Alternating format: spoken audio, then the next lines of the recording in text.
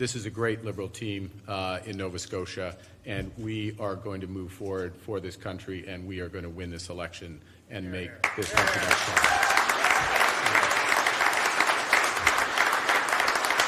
And one of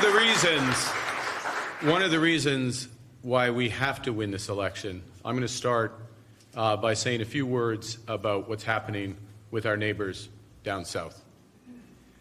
President Trump's tariffs on Canada could be imposed as early as tomorrow. And I've been in regular contact with our ministers who are down there meeting with their counterparts, including Foreign Affairs Minister Joly, Finance Minister LeBlanc, Minister McGuinty. I just want to be absolutely clear that I and my fellow Liberals stand foursquare behind their efforts. President Trump thinks Canada will cave in. We will never, ever bow down to a bully.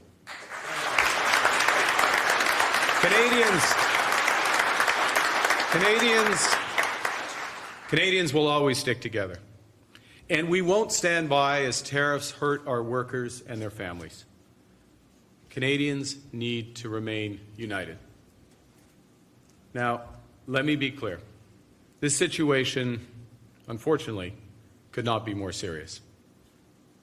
And at times like these, we need serious leadership and a serious plan. I'm ready to stand up for Canada. Who's with me?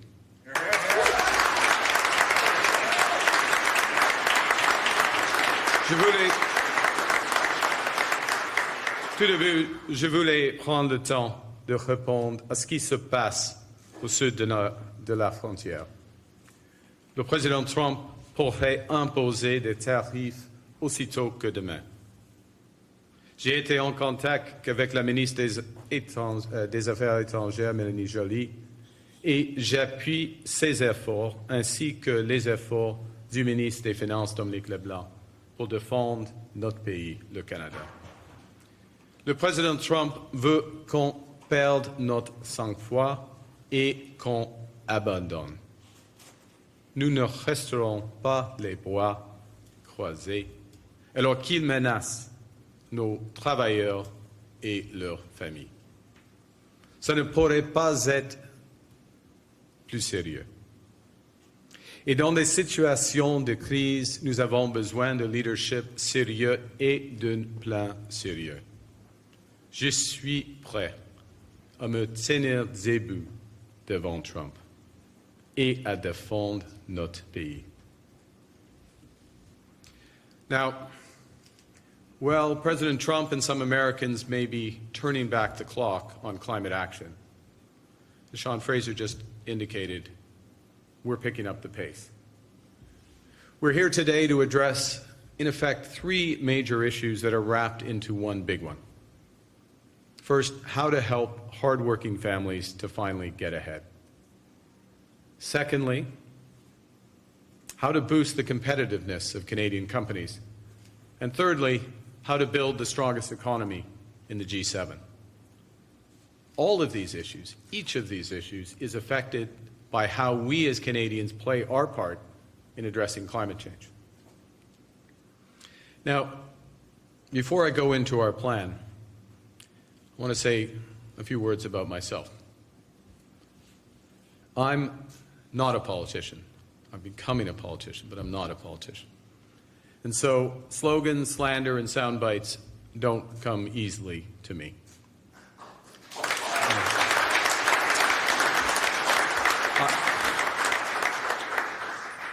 And because I'm not a politician, I don't like press releases that are dressed up as policies. So if I see a politically expedient but half-baked solution, I'll reject it. What I am is a pragmatist. So if I see that something isn't working, I'm going to change it. And today is about change, but it's not about cosmetic change. It's about the right change that puts money in people's pockets. It's about change that makes our companies more competitive. It's about change that builds the strongest economy in the G7. Now, When Pierre Poilievre says we have to choose between fighting climate change and growing our economy, he's lying to us. Mais Pierre Poilievre nous dit qu'on doit choisir entre lutter contre les changements climatiques ou bâtir notre économie. Et la vérité, c'est qu'il nous ment. Canadians have had more than enough of such division and confusion. With Canada now under attack, it is time to come together. And since Canada's current climate policy has become too divisive, it's time for a new, more effective climate plan that everyone can get behind. It's a plan that makes our economy more competitive, it grows good jobs today, and it will grow better ones in the future. You know, friends, there are literally billions of dollars of investment on the table and millions of jobs at stake. So here's how our new plan works. My government will immediately remove the consumer carbon tax.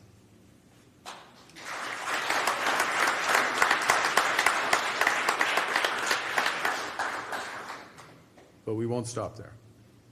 Instead, what we'll do is create a system of incentives to reward Canadians for making greener choices. So it means that you'll no longer have to pay more to fuel your car or heat your home. But when you choose an energy-efficient appliance or an electric car or home insulation, you will be rewarded, and we will get the big polluters to pay for it.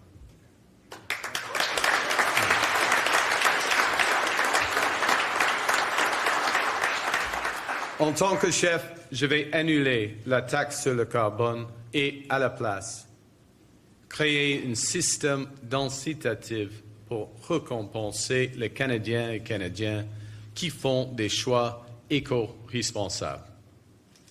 Vous n'allez plus devoir payer plus pour faire le plein ou pour chauffer votre maison. En choisissant d'acheter un électro qui consomme moins, un véhicule électrique ou mieux isoler une maison, vous serez récompensé.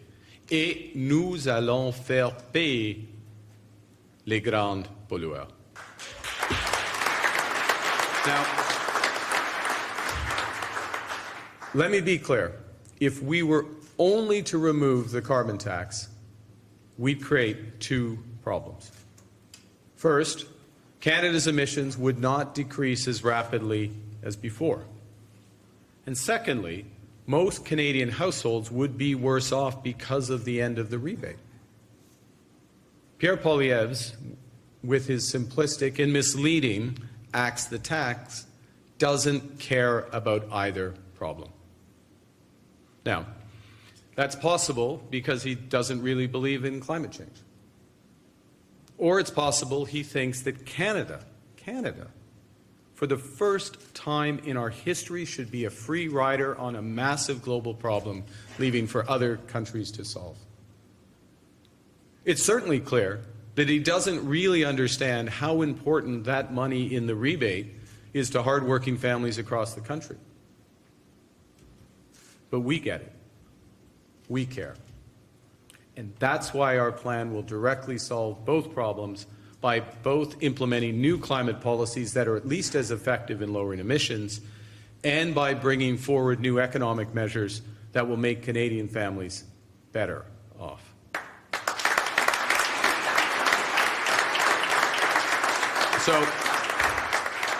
So how does it work? First, as I mentioned, to help Canadians invest in greener policies, we'll have the big polluters pay for climate incentives by developing and integrating a new consumer carbon credit market into the industrial pricing system. That way we ensure that taxpayers aren't on the hook for consumer climate incentives, while we still provide price certainty for households when they make climate-smart choices. The second thing we'll do is, with a new Made in Canada competitiveness strategy, my government will improve and tighten the output-based pricing system for large companies. We'll extend it to 2035, and we will speed up approvals of clean energy projects. That's okay. Thirdly, it's important. It is actually important.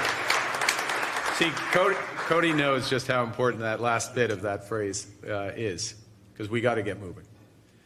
Third thing we're going to do is to ensure that there's fair competition for our companies and that we penalize high-polluting foreign imports. So we're going to develop a carbon border adjustment mechanism. What that does is promote jobs here at home, it prevents carbon leakage abroad, and it aligns Canada with our allies who are still engaged in the fight against climate change.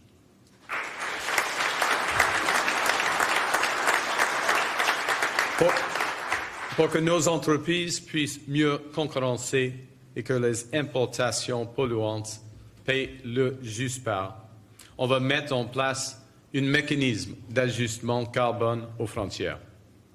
Ça va protéger nos emplois, éviter la pollution se déplace ailleurs et nous aligner avec nos alliés dans la lutte contre les changements climatiques. The fourth thing we will do is to build Canada's competitiveness. And we'll do so by boosting investments where they're needed the most. My government will provide greater investment tax credits, more Canada Growth Fund initiatives, and major provisions for accelerated depreciation of private investments. And these will all reinforce the incentives created by those changes to the output-based pricing system. What's the bottom line? Canada can become a clean energy superpower and make the most of our existing oil and gas resources during the transition.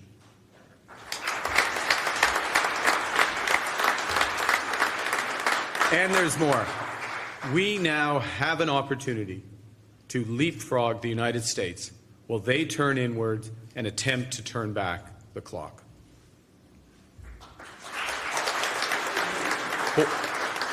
Pour attirer les investissements là où on a le plus besoin, mon gouvernement va bonifier des crédits d'impôt à l'investissement, élargir les initiatives de fonds de croissance du Canada et accélérer l'amortissement des investissements privés.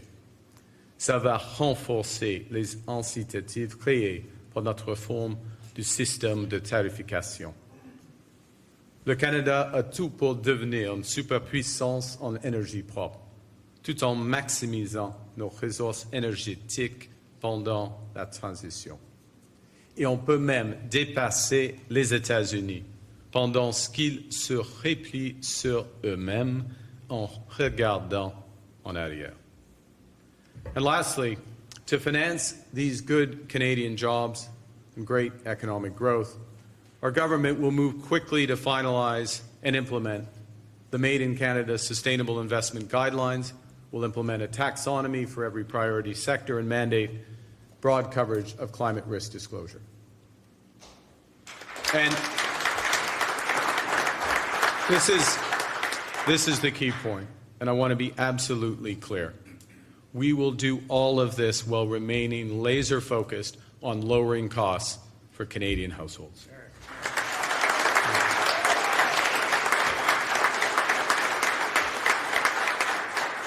So we will be making big economic changes to ensure those households are immediately better off, and I very much look forward to sharing those plans with you in the days to come.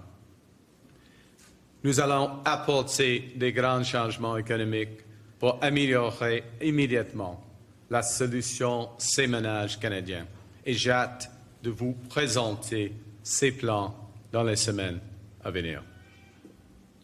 Now, let me finish. Eventually, the fever that has gripped our neighbor to the south, eventually that will pass. But while that fever rages, we will remain, as Canadians, we will remain resolute and we will remain true to our values. And those values include solidarity with one another and sustainability for our children and grandchildren's futures. So that's why That's why the measures I'm announcing today will reduce emissions faster than before. They'll help create Canadian jobs. They'll build the competitiveness of our major companies and begin to realize Canada's immense potential to be a global leader in a clean economy. By working together, we will build that strongest economy in the G7, regardless of what happens south of the border. And we will do so for all Canadians across every generation. Merci beaucoup. Thank you very much. Merci. And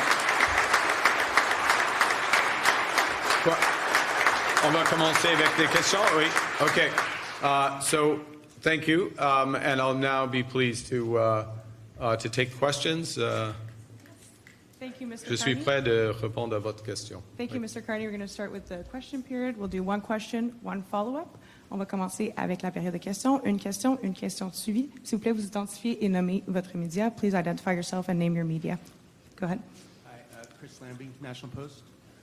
You say you'll drop the consumer carbon tax, but will you maintain the federal industrial carbon tax? And if so, are you maintaining the current government levels and increases? Thank you for the question. It's an important point. Yes, we are maintaining what's called the output-based pricing system, which is the price that large polluters will pay. And there is an expectation, as you know, that price will rise over the course of this decade. What that does is it provides a very clear signal to large companies to make the investments now, to get their emissions down, to become more competitive. What is innovative, one of the things that is innovative about what we're doing, is we, in effect, will provide them with more options to reduce emissions because they will be able to pay for the emission reductions of Canadian households. To be absolutely clear, you're sitting here in Halifax and you're trying to make a decision about buying an EV or a heat pump or home insulation or a better appliance, you'll see a clear fixed level of credit that you're going to get. But we, as the federal government, will turn around and monetize that from the large polluters. And that way, the taxpayer's not on the dime. The large companies have more options. The system's more efficient. We move forward together. Thank you. Can I, one follow-up? Will you be running in the Halifax by-election for the seat vacated by Andy Fillmore? And if not, where will you be running? There are some excellent candidates for that vacancy, and I'm sure the local riding association will make the right decision for that. I'll say as well that one of the things, and it was referenced in the introduction, we are seeing a huge surge in interest in not just rejoining the party. We've had a huge increase in membership of the Liberal Party, but also in candidates, new candidates putting themselves forward, other candidates who had been thinking about maybe stepping away, remaining. That means that the number of ridings in which I can potentially run is diminishing, but I will be making, that's a good thing, by the way. I'll be making a decision in due course, and I look forward to putting myself forward for riding. Yeah. Thanks. Next question. Hello, Sky Bride Blom with Global News. And I'm just wondering, I know you've announced larger scale plans, but for the Atlantic region specifically, what's on your radar? What's on the radar? Well, I think the first thing is on the radar. Let me say a couple of things. One of the points that has really impressed me over the course of the last few weeks, and it really has only been a few weeks, is conversations with the gentlemen that are to my left. Some of them went back further when Sean Fraser, obviously as a minister, but the conversations with the deputies in Nova Scotia, the men and women who are serving here across Atlantic Canada, and really getting a sense of their priorities, the priorities of the people they're serving. So one of the things that helped inform today's announcement, candidly, is those discussions, what's happening on the ground, how we can make it more effective. Second thing that's absolutely clear, it's a big issue across Atlantic Canada. Well, it's a big issue in the major centres, particularly in Atlantic Canada, is around housing, and how do we reinforce that? We'll be saying more about that. I'll say a third thing, and I'll stop on this, which is perhaps more unique to this region, which is how do we get the Department of Fisheries and Oceans to be more effective for the region, closer to the region. And there are some very good ideas about how to do that. We want to work that through because, let's face it, you know it, these people know it, you know it. Canada's a big country, and coast to coast to coast means different things for policies, and being close to the fisheries is incredibly important. And I think we'll come up for a solution that works both for Atlantic Canada and the other coasts as well. And just following up, I also had a question about a colleague as well has dropped out of the leadership race to back you and is from this region. What does that mean to you? It means a tremendous amount. I'd say the first thing, immense respect for Jaime and him stepping up in the leadership race and profiling the crucial issues around reconciliation. There are many issues with respect to that. That is unfinished work. The country has made progress, and I salute the current government for making it a priority. It will be a priority for me as well, and we focused on specific aspects that we can move forward. Economic reconciliation is a very large part of it, but there is much more than that. And I'm very pleased that Jaime is part of our team and that we'll all be working going forward. Thank you. Next question, Bloomberg? Or Globe and Mail. Hi, Mr. Carney. My name's Lindsay Jones. I'm with the Globe and Mail. And my question is, in the past, you've supported the carbon tax and defended Prime Minister Justin Trudeau's stance on the carbon tax. Why now? Why are you coming up with this now? Well, I think there's two things, Lindsay. One is that, and that's right, and it's worked. It has had some impact in terms of reducing our emissions, making things more efficient. But as I said in my remarks, and I think certainly colleagues would know and people would know, it has become very divisive for Canadians. It's the perceptions of the impact, the negative impacts of the carbon tax on households without fully recognizing the positive impacts of the rebate has made this more of a divisive issue. It's been fed by misinformation and lies, quite frankly, by the leader of the opposition, but okay. We are in this situation. And it's important that climate policy has broad buy-in. There's a better way to do things. We've worked on coming up with a better way to do things, which keeps an element of the price on pollution, the most important element, which is the industrial price.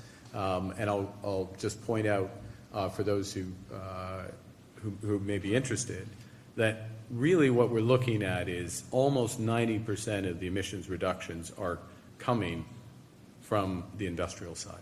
So a little more than, it depends on the year, but somewhere around 10, 11% coming from households. So we've worked a way where we're going to get greater reductions on the industrial side, some household reductions driven by incentives, the carrot, not the stick, and have those industrial users pay for them. So this is a better, in the end, it's a better solution that builds off of what was there before. Okay, and in relation to what's happening in the U.S., what are you proposing Canada can do about the tariffs that you say maybe, we all know may be coming into effect tomorrow? So the first thing is to say, and as I alluded to at the start of my remarks, is we have a government in place. We have negotiators literally at the front line with the Foreign Affairs Minister, the Minister of Finance, Minister of Public Safety are in Washington having discussions with their American counterparts and stand foursquare behind them. Second is that, so I'm not going to say anything that undercuts or front runs or interferes with that. But to be clear, we have many cards. We're keeping all our cards. We're not turning over any of our cards face up. First and foremost, what you need to do in any negotiation is strengthen your outside option. And our outside option is to walk away. Our outside option is to strengthen our economy now. This is one of many measures we have to strengthen the economy in the near term and over the medium term, and we will take those. We clearly have signaled, and there should be no doubt for anyone in the United States, that we will impose retaliatory dollar-for-dollar tariffs if these measures are put in place. We will target those tariffs where they have maximum impact in the United States and minimum impact in Canada. We will support our companies and workers that are most affected. We'll recycle the money from those tariffs to support them. There's much more we can do, and I'll just add this to it, which is consistent with other public comments, is that we have an opportunity to reinforce the strength of our economy.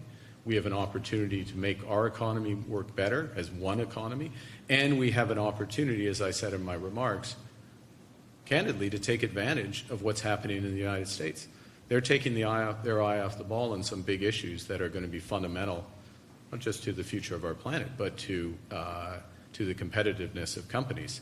So let's take advantage of that and move forward. Thank you. Thank you. Next question, CTV. Hi, Mr. Carney. Callum Smith with CTV. I guess I just wonder why you're releasing this level of platform detail here in Atlantic, Canada, and how important is this region for you, first as a leadership candidate, and secondly to the Liberal Party as a whole? Well, first to say, let's start with the second part. Incredibly important to the Liberal Party, to the country as a whole. So many of the best ideas, energy, for the party, for the country, have come from Atlantic Canada, have come from Nova Scotia. As I said earlier, just in an earlier response, part of the benefit of discussing and listening to MPs, listening to their ideas over the course of the last few weeks has been to inform policy. Now, I'm not one to hold something back and wait to release a policy. We need to get moving, right? We're for a variety of reasons. It's not just about campaigning, but it is not an overstatement to say that we're in a crisis caused by the actions of the president, reinforcing real pain that Canadian households have felt.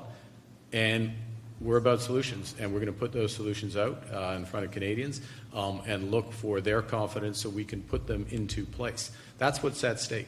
Let's take this issue here today on climate change. Pierre Poilievre, as you've heard thousands and thousands of times, would axe the tax. That's it. That's all he cares about. That's it. Doesn't care about households being worse off. Doesn't care about our companies being less competitive. Doesn't care about the future of the economy. Certainly doesn't care about the planet. We care about all those things. And we are dealing with all those things, starting first and foremost with those households and getting their costs down. But we're able to do more than one thing at one time, and that's why this is so important. Speaking of household costs, I guess I just wonder, can you detail these carbon credits a bit more? You talk about greener choices being rewarded. What do you mean by that, and how will that differ from, say, the carbon tax rebate?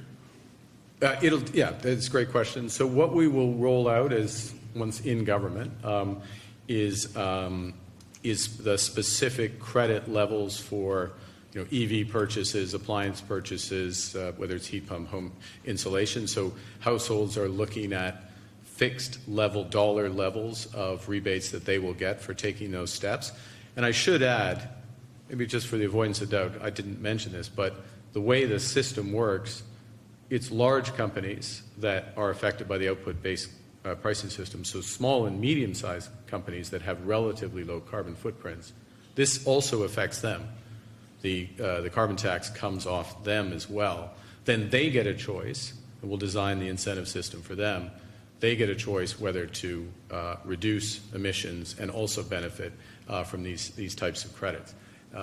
So we'll show those specific amounts to households for the various actions, small businesses. And then we as a government will take the emission reductions, those credits, and we will let them be sold into the output-based pricing system market, which has a credit system. And that's how the large producers pay for it. We can structure this so that there's no cost to the taxpayer or recycle some of that money back into other climate action. Thank you. Thanks. Thank you. Next question, APTN. Hello, hi. My name is Angel Moore, and I'm with APTN National News. Last week, the 13 Nova Scotia Chiefs rejected to be part of a $250 million program with the Department of Fisheries that's saying that our treaties are not for sale, and they are united, and they want to manage their own fishery. And they're frustrated because they say that negotiations should be nation to nation because of the treaties, not with DFO officials. So if you become Prime Minister, would you support the nations of Atlantic Canada, the Mi'kmaq, the Wolastoqey, the Passamaquoddy, managing their own fisheries as the treaties state? Yeah, several items here, and in part, and in the element of your question, reinforces one aspect. It's not all about DFO, just to be clear, but one aspect of DFO and being closer to the situation on the coast. I was going to say on the ground, but on the coast and in the oceans. That's there. First point. Second point, absolutely, we have a responsibility as government. My government will certainly fulfill our constitutional responsibilities and respect those rights. We want to have a viable fishery that works for First Nations, works for all residents and fishers in Atlantic Canada. Thank you. Thank you. Through the campaigning, we've been noticing that reconciliation and Indigenous peoples haven't really been mentioned much. You did comment earlier today. If you became Prime Minister, how would you approach reconciliation different from Trudeau? Well, I think the first thing to say is that I think it's important to recognize, reconciliation is a process. It is not a process without end. It should not be a process without end. And it's important to recognize where there has been progress with respect to reconciliation. And it has been a priority of the government since 2015. There has been progress. There's more work to do. But in order for this to be effective and really move forward, I just want to underscore that it has been a priority. We have made progress. There is more to do, first point. Second point, there are a series of issues, for example, around child services and devolution there and support accordingly, where we have major unfinished business as the federal government with First Nations on that, failed negotiations, as I'm sure you're aware, and Jaime and I have had a number of discussions around that. That's a priority. The second thing, or the third thing, and I'll finish on this if I may, which is as a country, we're in a position where, yes, we have big challenges, but we have these enormous opportunities to build infrastructure, build housing, as Sean and his team have put out strategies there, build a clean energy infrastructure, and build beyond. So much of that will happen in partnership with First Nations. So the economic reconciliation aspect, really putting not just words into action, but into projects consistent with UNDRIP and our responsibility. That is a huge element of our initiatives, and I think it's going to be a very exciting time to move forward on reconciliation going forward. Thank you. Merci, thank you. We'll have time for two more questions. Deux dernières questions, une en français, Radio-Canada.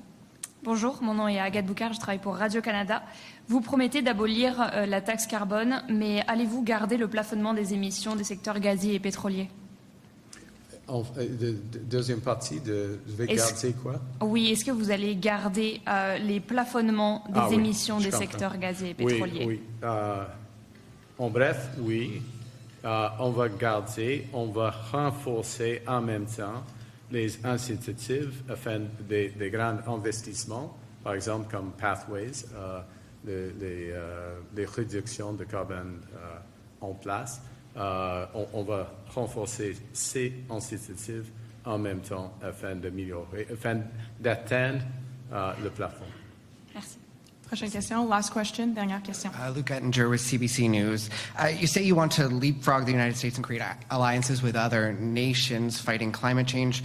Who specifically would you align with, and what would that look like? Well, I think the first thing to say is that, and I have direct personal experience with this, that virtually every nation at present is taking it more seriously than the new U.S. administration. Virtually every nation. And one way I can demonstrate that in concrete terms is if you look at the investment in energy, power, over the course of the last year, over 90% of it was in clean energy. Now, why is it in clean energy? It's partly for the, for domestic pollution reasons. It's largely because increasingly it's the lowest marginal cost source of energy. It's also because big manufacturers don't want to have a carbon footprint from their energy sources as they change where they invest around the world. So, and the leaders with respect to the scale of the shift obviously would include the European Union, it would include the United Kingdom, it would include a number of major economies in Asia that are fast-growing economies. Now, we have broader issues with some of those economies that we need to resolve, and we'll be resolute in coming to a conclusion on those. But it is a very large footprint of the world that is like that, and a consequence of that. You see, one of the things we have to do as a government, certainly we have to do as a country, is we have to manage the present. We need to focus with respect to climate change on what's happening to people's everyday costs and earn the right to win the future. That's what this plan is putting in place. Right? It's recognizing the impact on households, making them better off, giving them incentives to move, and at the same time, we're able to do more than one thing. We're able to realize that the world is shifting where one of the biggest determinants of competitiveness in any industry is going to be what your carbon footprint is. And we can own this. We can absolutely own this as Canada. This is our moment. This is our time. We're going to leapfrog the United States while they've turned inwards and trying to turn back the clock. They'll come around eventually. And when they come around, we're going to be ahead of them. On making big polluters pay, how are you going to ensure Sorry. that those big polluters don't pass on the costs to hardworking Canadians, as you say? Well, you've got to look at what the big polluters are producing versus where that's consumed. So I'm Dofasco, I'm a steel company. I'm not passing on my costs down through to the level of the consumption product. Let me give you another example. When you look at the final value add, for example, I'm going to pick our steel companies again. In terms of the final value add impact of changes, we're talking in the tens of dollars into autos. So there's ways that that ensures that it doesn't come back down, in part because the nature of the polluters are there, and the fact that we integrate this with a carbon border adjustment mechanism. And in the end, what we're going to see is much bigger incentives for households, a more choice, and this is a crucial point, and I'll maybe end with this if I could, more choice for those large companies on how they get emissions down, okay? So they have the options immediately of reducing their emissions or working to reduce their emissions, but they also can pay Canadians to reduce our emissions. In both cases, our emissions come down. And it's a much more efficient system in order to do it.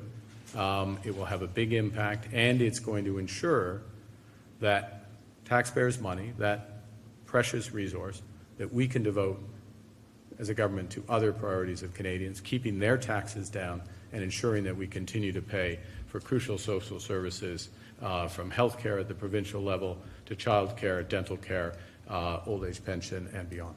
Great. Thank you. This is what puts an end to our press conference.